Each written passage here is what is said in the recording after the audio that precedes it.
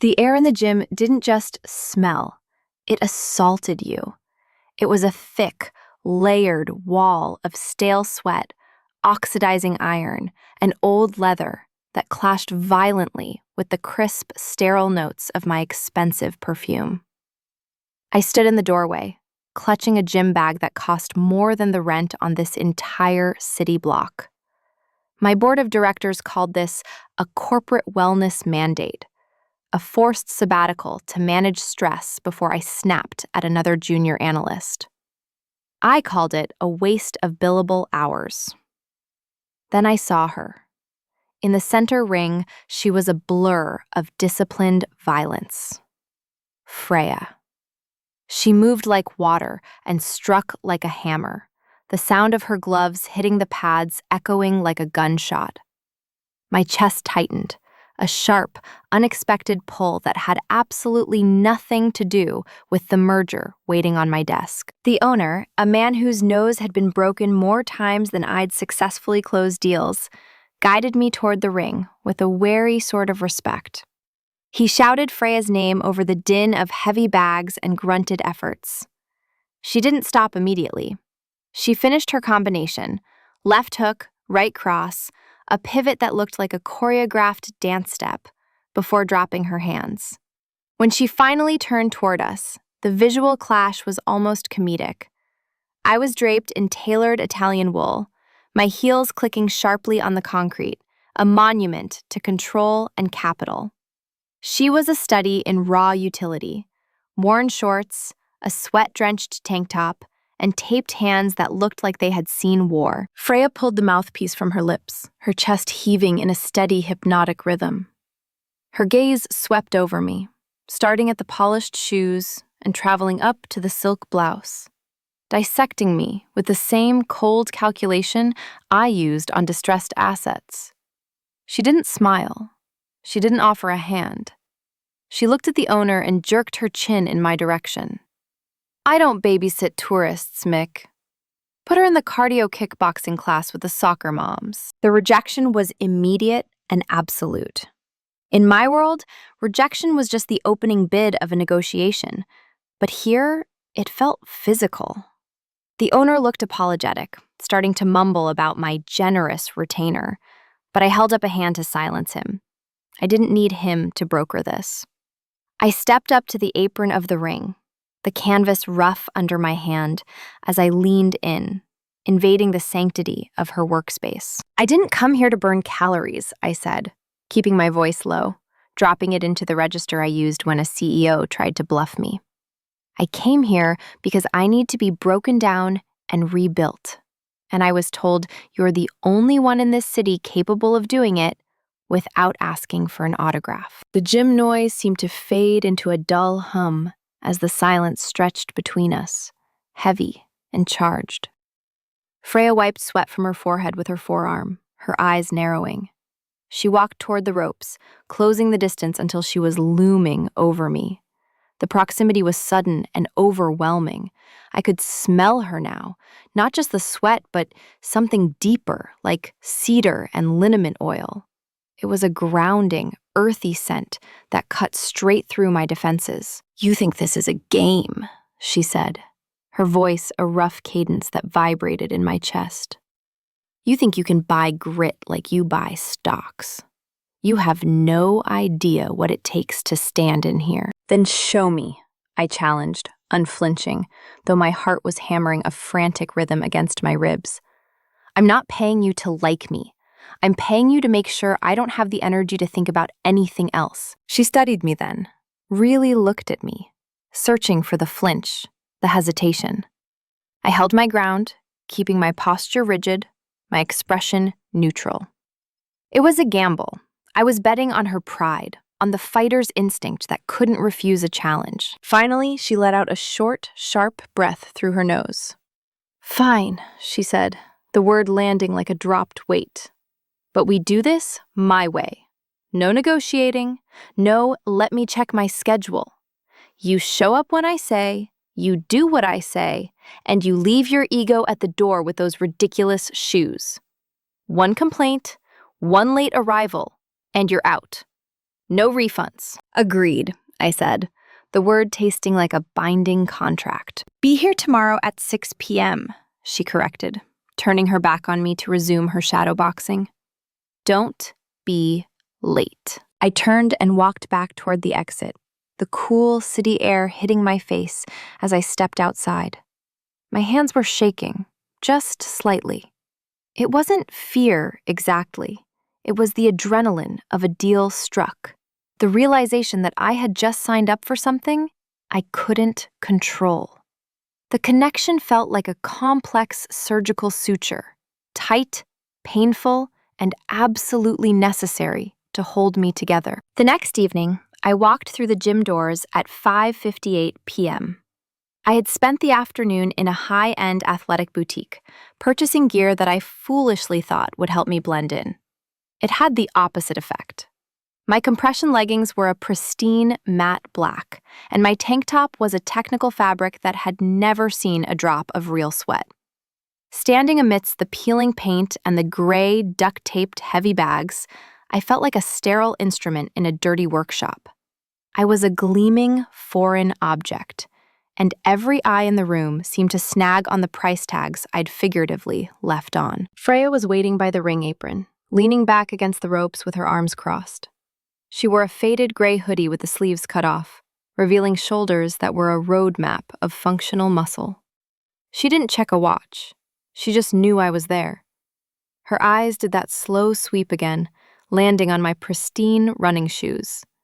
One corner of her mouth ticked up, not a smile, but an acknowledgement of the absurdity. New gear, she stated flatly as I approached.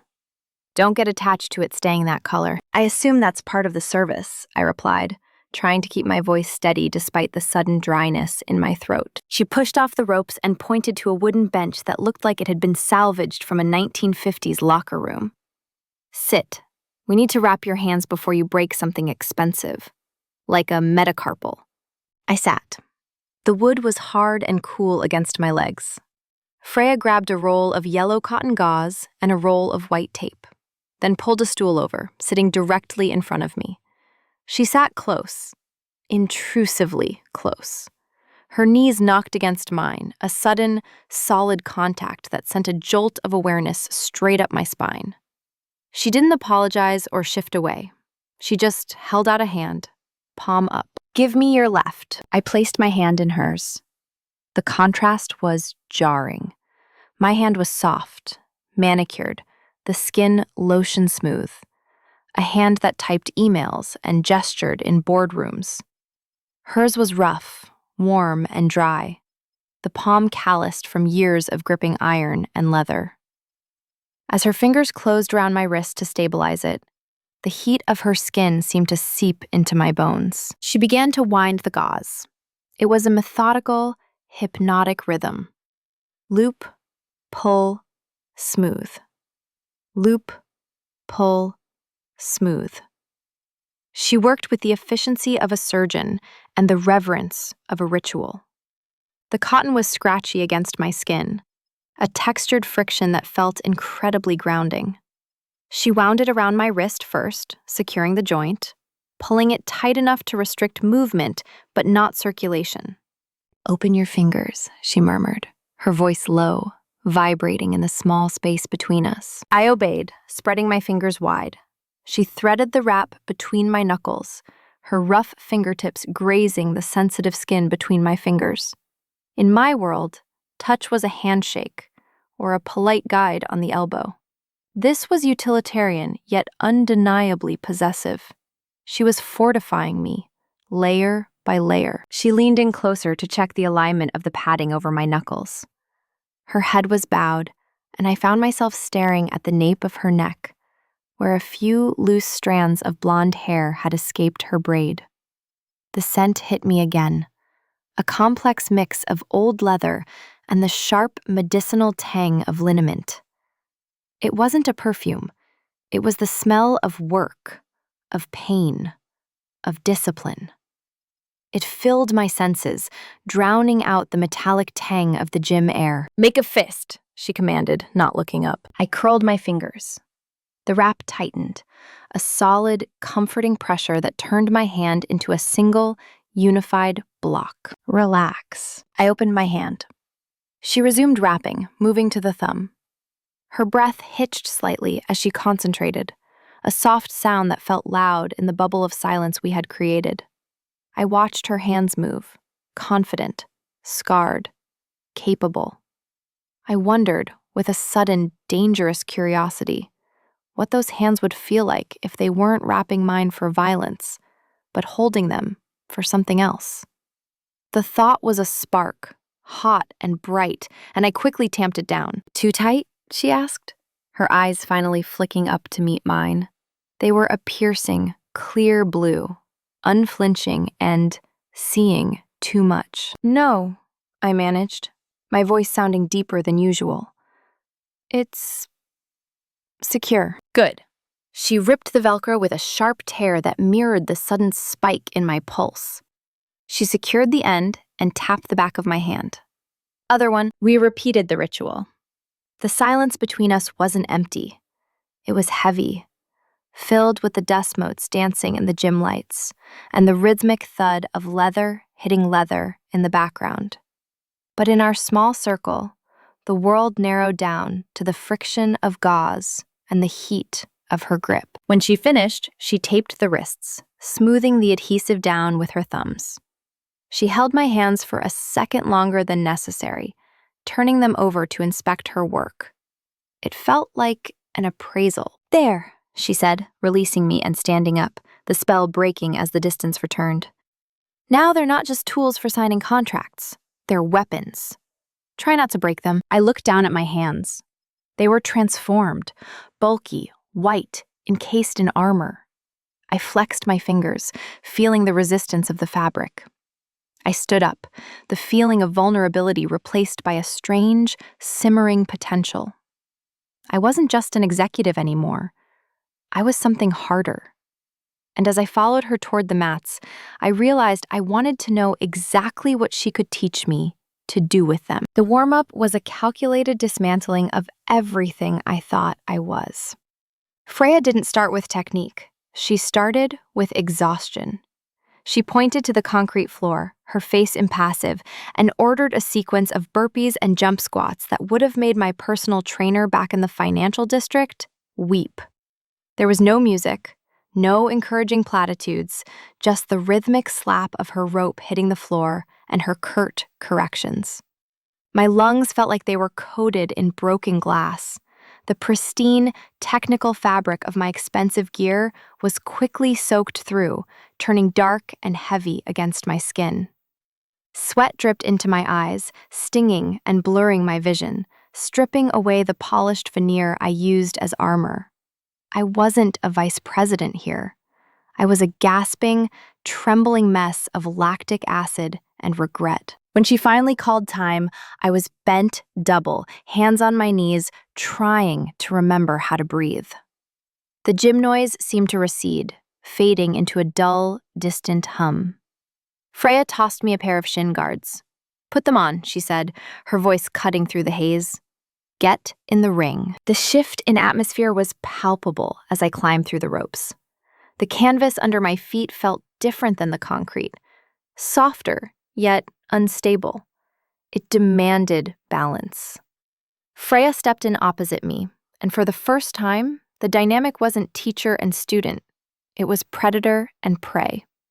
She didn't raise her hands immediately. She just stood there, relaxed, her weight centered.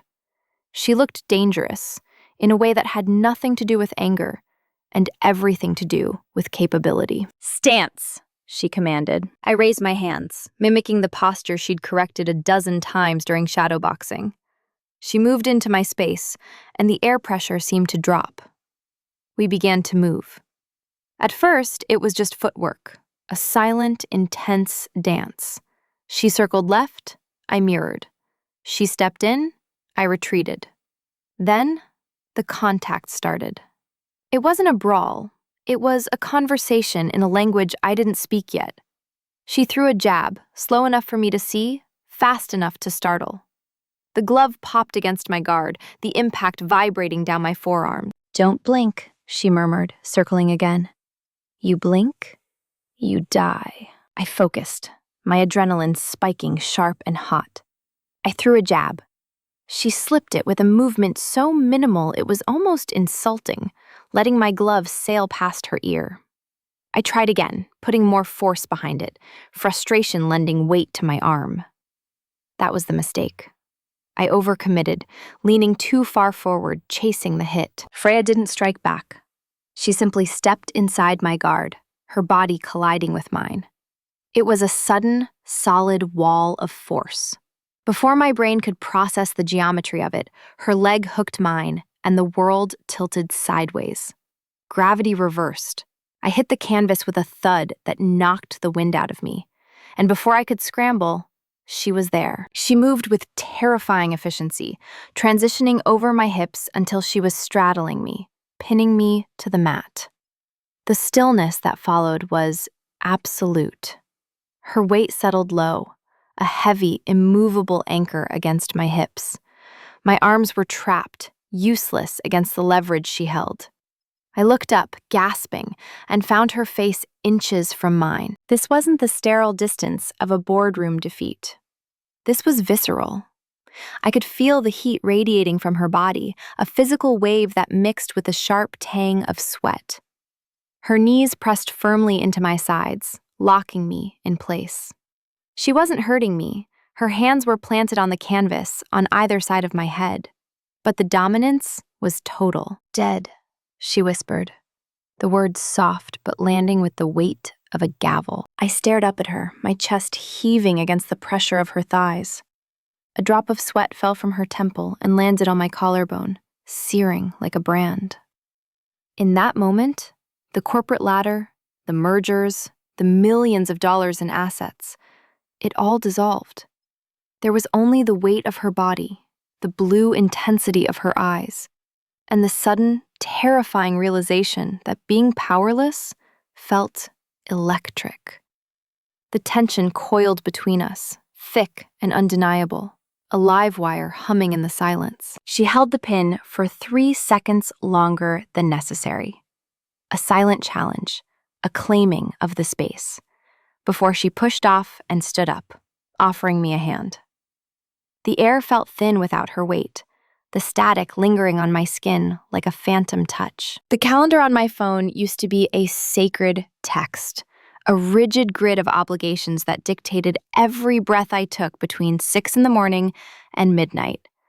But as the weeks bled into a month, that sacred text began to suffer heavy redactions. My assistant, a woman capable of organizing a hostile takeover while ordering lunch, looked at me with genuine concern when I told her to clear the evenings. "The Tokyo call?" she asked, her stylus hovering over the tablet with uncertainty. "Reschedule it," I said, not looking up from the documents I was signing but not actually reading. "I have a standing appointment." She didn't ask what kind of appointment required me to leave the office in sneakers, and I didn't offer an explanation. The truth was, the boardroom had started to feel like the performance, and the gym was the only place I was actually living. The transition from executive to student wasn't subtle. It was a landslide that buried my old priorities. My body was the first casualty of this new regime, and subsequently, its greatest beneficiary. For a decade, I had treated my physical form as nothing more than a vehicle for my brain. A mannequin to drape in structured wool and silk to intimidate rivals. Now, I woke up sore in places I didn't know existed. My muscles hummed with a constant low-level ache that served as a reminder of the previous night's work. I found a bruise on my hip bone one morning, a mottled purple bloom from a checked kick. Instead of covering it with the heavy foundation I reserved for sleepless nights, I traced the outline of it with my thumb. It wasn't a flaw. It was structural data, a receipt of resilience. It was proof that I was becoming a machine capable of force, rather than just a concept capable of leverage. The breaks in our training became my primary source of intel. I started arriving 20 minutes early, not to warm up, but to watch.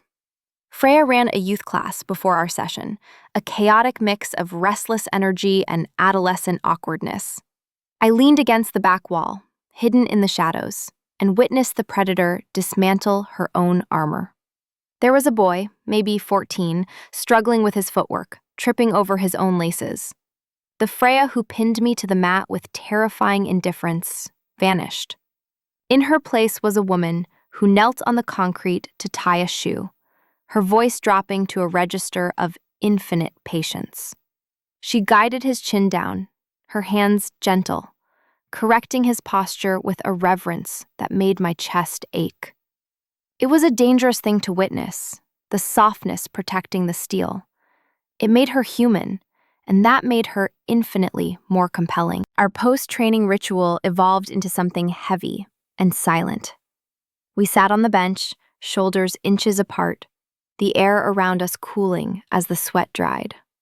She would hand me her water bottle, not a fresh one, but the one she'd been drinking from. The first time I took it, the plastic was warm from her grip. I put my lips where hers had been, drinking from the same rim, a subtle, indirect kiss that felt more intimate than anything I'd done on a date in years. We didn't speak about the markets or the fight camp. We just existed in the quiet.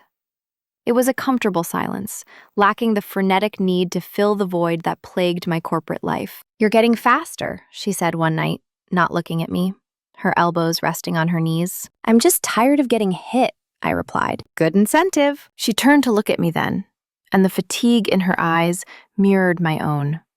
The strict wall I had built between the executive who commanded millions and the woman who craved this gritty, sweat-soaked approval was fracturing.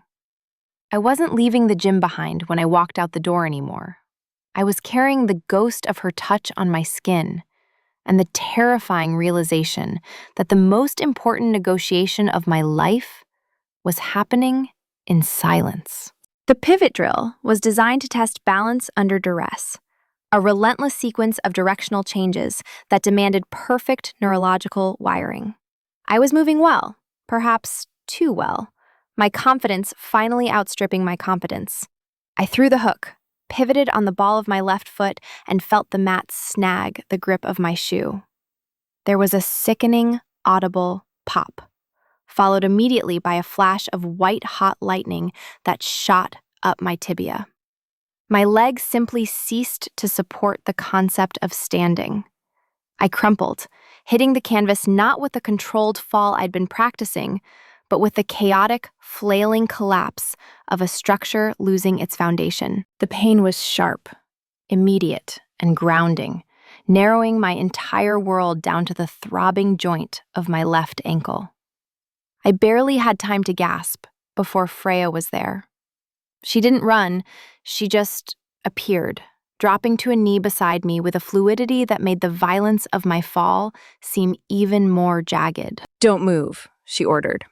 Her voice had dropped that barking drill sergeant cadence. It was low, calm, and terrifyingly serious. Her hands hovered over the injury but didn't touch it yet. "Breathe. In through the nose." I tried to push myself up, instinctually needing to minimize the vulnerability of being prone. But a fresh wave of nausea rolled over me. "I'm fine," I lied, the words thin and unconvincing. "You're not fine. You rolled it hard." She moved closer, sliding an arm around my waist. "We're going to the back. Lean on me. Do not put weight on that foot." She hauled me up, taking the brunt of my weight against her side. Her body was a solid, unyielding wall of muscle, and for the first time, I felt the sheer functional power she possessed, not as a threat, but as a support system. We hobbled toward the back office, a space I had never been invited into. It was a gritty sanctuary, smelling of old paper, stale coffee, and the metallic tang of trophies that hadn't been polished in a decade. The walls were plastered with faded fight posters, corners curling, documenting a history of violence I was only just beginning to understand. She deposited me on a cracked leather sofa that groaned under the weight. The room was dim, lit only by the spill of light from the gym floor and a single desk lamp. Freya grabbed a stool and pulled it directly in front of me, sitting down so her knees bracketed my injured leg. "Let's see the damage," she murmured. She reached for my foot. The removal of the shoe felt strangely, intensely intimate. She unlaced it with methodical patience, loosening every eyelet to avoid jarring the joint. When she slid the sneaker off, followed by the sock, I felt a sudden, flushed sense of surrender. My bare foot rested in her lap, pale and delicate against the dark, worn fabric of her fight shorts. Her hands, usually wrapped in tape or buried in gloves, were bare. I watched them move, scarred knuckles, short nails, skin roughened by friction. She placed one hand on my heel and used the other to gently probe the swelling that was already blooming around the bone. The contrast was electric. The rough, callous texture of her fingertips against the thin, sensitive skin of my arch. It wasn't a medical exam. It felt like a mapping. "Does this hurt?" She pressed a specific ligament. I hissed in a breath. "Yes. Grade 1, maybe 2. Nothing broken," she diagnosed, her voice soft. She didn't let go. Her thumb brushed over the inside of my ankle in a soothing, unconscious rhythm. The pain was throbbing, a dull red ache, but the sensation of her skin on mine was sharper, a current that traveled straight up my leg and settled heavily in my chest. She stood up to retrieve an ice pack from a mini fridge in the corner, wrapping it in a thin towel before returning to her perch. When she pressed the cold pack against the injury, I flinched, but she was ready. Her other hand clamped onto my calf, stabilizing me. Her palm was incredibly warm against the cooling skin, a grounding heat that seemed to anchor me to the room, to the moment, to her. We sat like that for a long time. The gym outside had gone quiet, the last of the fighters filtering out. In the stillness of the office, the air thickened, charged with something that had been coiling between us for weeks. I looked at her, really looked at her. Her head was bowed, watching her own hand on my leg, her expression stripped of its usual guarded intensity. She looked tired, but also profoundly present. Then, she looked up. Her gaze locked onto mine, unflinching. The professional mask, the coach, the mentor, slipped completely. In the dim light, her eyes were dark, dilated, and filled with a raw, sultry recognition. She didn't move her hand from my calf. If anything, her grip tightened slightly, a possessive weight that I should have rejected but instead leaned into. My heart hammered against my ribs, loud enough I feared to be heard in the silence. It was a precipice. One word, one movement, and we would fall. "I can't drive like this," I whispered, the excuse sounding breathless and transparent. "I know," she said, her voice rougher than before. "I'm taking you home." The drive was a blur of city lights streaking past the passenger window. I sat in her truck, surrounded by the scent of her life, coffee and leather. She drove with one hand on the wheel, relaxed and capable. I didn't look at her, but I was hyper-aware of her presence, of the heat radiating from her across the console. The pain in my ankle had become a distant throb, overshadowed completely by the terrifying, exhilarating realization that I didn't want this ride to end. I didn't want to go back to my glass tower. I wanted to stay in the gritty, painful, real world she had dragged me into. The invitation was framed as a transaction, a balancing of the ledger.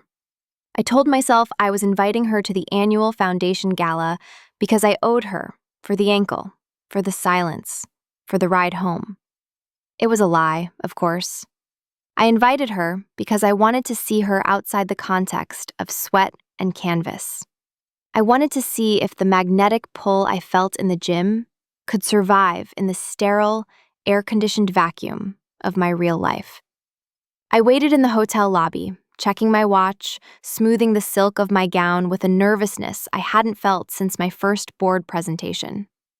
I expected her to look uncomfortable. I expected the fighter to look like a rough draft in a room full of final prints. When the revolving doors spun her into the lobby, the air left my lungs in a sharp, silent rush. Freya hadn't just cleaned up. She had transformed. She wasn't wearing a dress. She wore a tuxedo, cut sharp and close, the midnight blue fabric hugging the line of her shoulders and tapering at the waist. She wore it with an open collar, no tie, exposing the strong column of her throat. Her hair was loose for the first time, falling in soft golden waves that softened the hard angles of her jaw. She didn't walk like the other guests, who shuffled with a practiced, lethargic elegance. She moved with that same predatory, fluid grace she used in the ring, eating up the space between us with a terrifying confidence. "Stop staring," she said as she reached me, her voice low and amused, a rough texture against the polished marble acoustics of the lobby. "I'm assessing the asset," I countered, though my voice lacked its usual bite. "You clean up well." "I own a suit, boss. Don't look so shocked." Walking into the ballroom with her was a revelation. I was used to entering these rooms as a shark in a tank of smaller fish, moving with a predatory assurance that cleared a path. But with Freya beside me, the dynamic shifted. The room was filled with the city's elite, men who controlled hedge funds, women who ran empires. But suddenly, they all looked soft. I watched them through Freya's eyes. I saw the slack postures, the soft hands, the eyes that had never seen a real threat. Freya stood amidst the crystal and the champagne towers like a loaded weapon left on a dining table. She was a disruption to the algorithm, a dangerous reality in a room built on projections. We were navigating the crowd, my hand hovering near her elbow, when Julian, a senior partner from a rival firm, intercepted us. Julian was a man who confused net worth with self-worth, and he looked at Freya with a sneering, appraisal-like curiosity. "I didn't know you brought security, Elena," he said, swirling his scotch, his eyes flicking over Freya's suit, lingering on the faint scar that bisected her eyebrow. "Or is this a new diversity hire?" The insult was subtle, a blade wrapped in silk, designed to remind me of the hierarchy. I felt a flash of cold, defensive anger spike in my chest. I opened my mouth to eviscerate him verbally, to dismantle his ego with a few well-placed sentences about his last quarter's losses. But Freya moved first. She didn't speak, she didn't posture, she simply stepped into his space. It was a subtle shift, a matter of inches, but the threat was unmistakable. She looked at him with that same bored, lethal calm she used before a spar, her blue eyes dissecting him, finding the fear behind the bluster. Julian actually took a step back, his smile faltering. Then, she touched me. It wasn't a polite hand on the arm. Freya placed her hand flat against the small of my back, directly on the bare skin left exposed by the low cut of my gown. Her palm was hot, rough, and heavy. It was a claiming gesture, possessive and undeniable. The heat of her hand branded me, sending a jolt of electricity straight down my spine that made my knees weak. It was a silent declaration to the room, to Julian, and to me. She is with me. "We're leaving," she said. Not to him, but to me. Her voice was calm, final. She guided me away, her hand never leaving my back, steering me through the crowd like a ship through ice. I didn't protest. I didn't care about the networking, the optics, or the rumors. All I could feel was the imprint of her hand on my skin and the terrifying, exhilarating realization that I felt safer with this dangerous woman than I had ever felt in the safety of my own world. We walked out into the cool night air, leaving the sharks behind. And for the first time, I didn't look back. The next morning brought a subpoena. The merger I had been orchestrating for 6 months began to hemorrhage at 6 a.m. due to a regulatory oversight in Singapore. My phone became a shrapnel grenade of notifications, pulling me violently back into the current. I drowned in crisis management. Day 1 bled into day 4, then a week. The withdrawal wasn't metaphorical, it was physical. My muscles twitched with unspent energy under the conference table, revolting against the stillness. I found myself pacing my office at 2 a.m., craving the grounding reality of the mat and the pain that made sense, not this abstract stress eating my nervous system. I sent texts to Freya, brief, professional, cowardly updates about unavoidable delays. And the silence that came back was louder than any rejection. We closed the breach on the 10th day. I saved the deal. The stock rebounded, and the firm avoided a scandal. My partners popped champagne in the breakdown room, the cork hitting the ceiling with a festive pop that sounded pathetic compared to the crack of a shin against a heavy bag. I held the crystal flute, drinking the expensive vintage, and it tasted like vinegar. The victory was hollow. It was just numbers moving on a screen, devoid of sweat, devoid of risk, devoid of her. I looked at the celebration, the backslapping, the false laughter, the sharks I had once admired, and felt a profound, aching coldness. The adrenaline of the deal, once my drug of choice, no longer satisfied the hunger Freya had woken up. I was starving, and this room was empty. I left the party early, abandoning the victory lap. I drove straight to the gym, the car moving fast, fueled by a desperate need to fix the error. It was late, past closing, but I knew she'd be there. I needed to reinstate the contract. I needed to reset the terms. I walked in, the familiar scent hitting me like a physical blow, and found her mopping the mats. The rhythmic swish of the mop was the only sound in the cavernous room. She didn't look up when the door opened. "I'm back," I announced, my voice echoing in the empty space. I sounded breathless, desperate, like I was reopening a stalled negotiation. "The crisis is handled. I can resume the 6 p.m. slot starting tomorrow. I'll pay double for the missed sessions to cover the inconvenience." Freya stopped moving. She leaned on the mop handle, her knuckles white against the wood. When she finally looked at me, the warmth from the gala, the possessive heat, the shared secret, was gone. In its place was the glacial indifference of our first meeting. "You think you can just pause this?" she asked, her voice low and dangerous.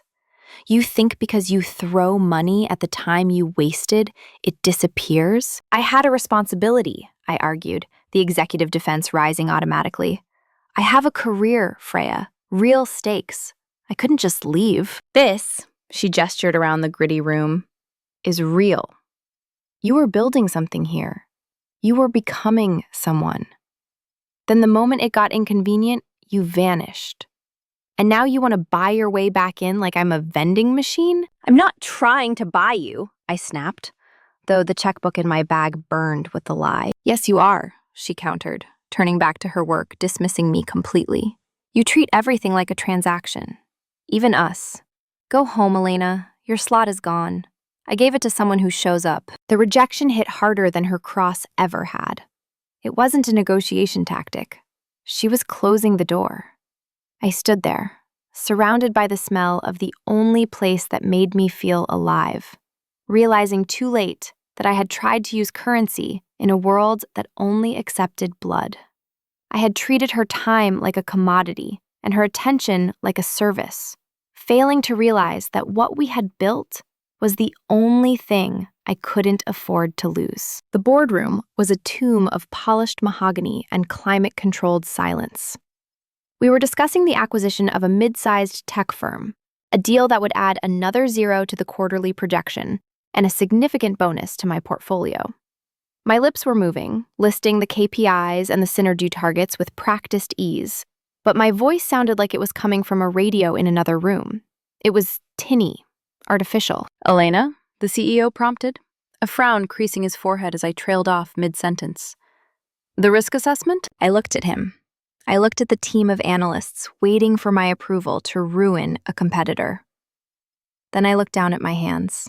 They were resting on the leather binder, manicured again, the tape residue scrubbed away, the calluses softened by expensive creams. But they felt phantom heavy. They felt like they belonged to a stranger. I felt nothing. No thrill, no adrenaline, just a vast, terrifying emptiness where the grit used to be. The victory of saving the merger yesterday tasted like ash. I didn't care about the stock price. I cared that I was sitting in a room full of people who only knew my title, while I had lost the only person who actually saw me. "I can't do this," I said. It wasn't a whisper. It was a statement of fact that landed louder than a gavel. "The risk is manageable," the junior associate stammered, misunderstanding the source of my hesitation. "We've run the models." "No," I stood up, the chair scraping violently against the floor, a jagged sound that shattered the polite atmosphere. "I mean this. I'm done." I didn't wait for the shock to register. I didn't wait for the inevitable protests or the threats about my contract. I grabbed my bag and walked out. I left the 7-figure salary, the reputation, and the corner office sitting there like a discarded coat. The elevator ride down felt like a free fall. I wasn't just walking away from a job. I was running toward a lifeline. The drive to the gym was a blur of red lights and rising panic. My hands gripped the steering wheel so tight, my knuckles turned white, mimicking the tension of a fist inside a glove. For the first time in my life, I wasn't calculating the odds or preparing a defense. I was terrified. I was terrified because I knew I couldn't negotiate this. I couldn't leverage my assets or call in a favor. I had tried that yesterday, and it had earned me nothing but her back. The city seemed to move in slow motion, every traffic light a personal adversary delaying the inevitable. My internal monologue was a chaotic loop of everything I should have said, every defense mechanism I should have dismantled months ago. I realized that the gym wasn't just a hobby I had picked up to manage cortisol. It was the place where I had finally woken up. And Freya wasn't just a coach. She was the architect of that awakening. Losing the deal was a statistic. Losing her felt like a complex surgical suture ripping open. I had treated her like a service provider because that was safe. If I paid her, I controlled the dynamic. If I let it be real, I lost the upper hand. But driving through the darkening streets, I realized I didn't want the upper hand anymore. I wanted the weight of her hand on my back. I wanted the bruise on my hip. I wanted the reality of her breath against my ear. I pulled into the lot. The sign was flickering. The M in gym burnt out, leaving a gap in the neon. It was perfect. It was broken and real. The lights inside were dim, signaling the end of the night. The parking lot was empty, save for her truck. My heart hammered against my ribs, a frantic rhythm that had nothing to do with cardio. I checked my reflection in the rearview mirror, not to fix my hair, but to make sure the mask was gone. I needed to go in there, stripped of armor. I pushed open the heavy metal door. The smell hit me instantly, that familiar, acrid embrace of sweat and iron. It grounded me. The main floor was dark, shadows stretching long across the mats. But in the back, under the single focus spotlight of the ring, she was there. Freya was alone. She was punishing the heavy bag. It wasn't a training session, it was an exorcism. She threw a hook that shook the chain, the sound echoing like a gunshot in the empty space. Thud, thud, thud. The rhythm was angry, erratic. She wasn't fighting an opponent. She was fighting the silence. I stood in the darkness, watching the way her back muscles coiled and snapped, the raw power of her movement. She was a storm contained in skin, and I was about to step directly into the eye of it. I didn't stop at the edge of the mat. I didn't wait for an invitation or the nod of approval that I had spent months earning. I climbed through the ropes, the movement awkward and restricted by the pencil skirt and the tailored blazer that suddenly felt like a straitjacket. The canvas shifted under my heels, a familiar, unstable give that I welcomed. I was entering the ring in the uniform of the enemy, a visual echo of our first meeting, but the internal landscape had been scorched earth. Freya caught the heavy bag mid-swing, stopping its momentum with a jarring thud of her shoulder. She didn't turn around immediately. She stood there, chest heaving, her forehead resting against the cracked leather of the bag, radiating a heat that I could feel from 3 feet away. The gym was silent, stripped of the usual background noise, leaving only the sound of her ragged breathing and the click of my heels on the canvas. "I told you," she said, her voice muffled against the bag, thick with exhaustion and a sharp defensive anger. "The slot is gone. Go count your money somewhere else." "I don't have it anymore," I said. My voice was steady, stripped of the corporate cadence, the vocal fry, and the polished armor I used to shield myself. "I left it on the table. All of it." She turned then, slowly. Her hair was plastered to her temples, dark with sweat. Her eyes narrowed, scanning me for the lie, for the angle, for the hidden claws. "What are you talking about?" "I walked out," I confessed, taking a step closer, invading the radius of her reach. "I quit the firm. I left the merger in the middle of a sentence because I realized I was fighting for the wrong things. I walked out of the meeting, Elena. I'm unemployed." Freya wiped her mouth with the back of her hand, the tape gone, her knuckles raw and red. She looked at me with a skepticism that cut deep, a refusal to believe that the leopard could change its spots. "You don't just walk away from that life. You're addicted to the win. You're addicted to the leverage." "I was addicted to the control," I corrected, my heart hammering a frantic rhythm against my ribs that matched the beat of the bag she'd been punishing.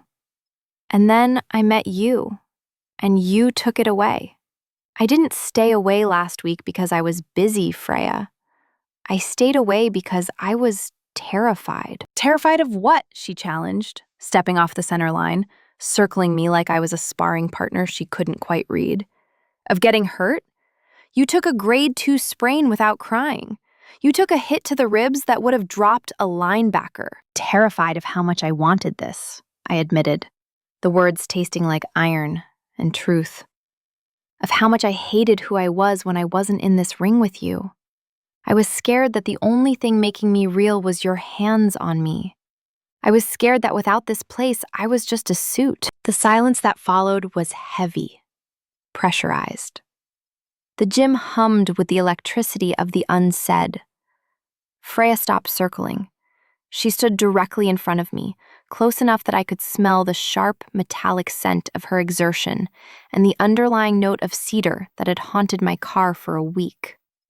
She looked at my suit, at the silk blouse, and then up to my eyes.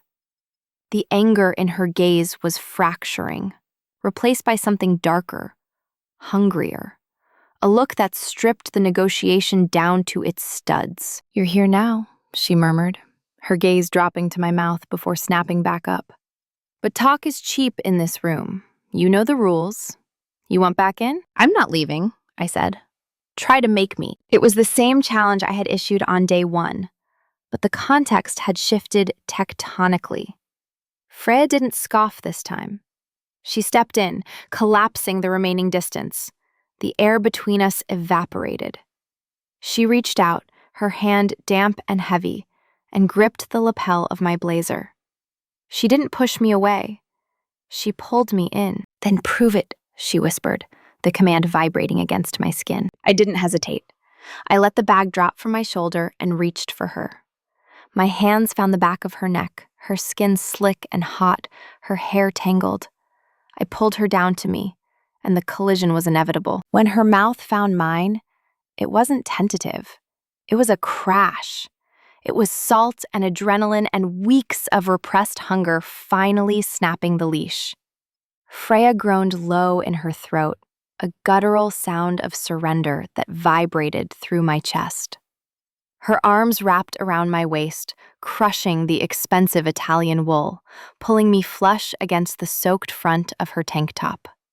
The ruin of my suit was absolute, and I reveled in it. The kiss was deep, slow, and consuming, a sultry confirmation of everything the silence had promised. Her lips were rough, her tongue demanding entry, tasting me with the same intensity she used to dismantle opponents. I opened to her, my hands gripping her shoulders, anchoring myself in the storm. This wasn't the polite, dry affection of my world. This was wet, messy, and devastatingly real. She walked me backward until my back hit the ropes, the rough texture digging into my blazer, trapping me. She pressed her hips into mine, a heavy, grounding weight that left no question about the desire coiling between us.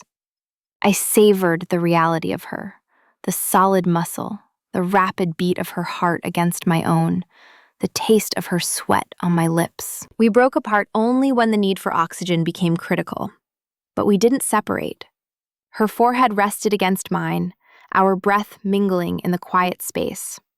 Her hand moved up to cup my jaw, her thumb tracing the line of my cheekbone with a reverence that undid me completely. "You ruined your suit," she whispered, her voice wrecked. "I never liked it anyway," I replied, breathless.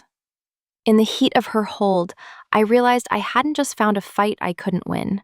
I had found a partner I didn't want to conquer. Life found a new rhythm. Freya visited my new office, grounding the space. But the real shifts happened in the back room. I wrapped my hands now, yet she still adjusted the fit, her touch a silent vow. Leaning into her warmth, I finally understood true power. Subscribe now for more.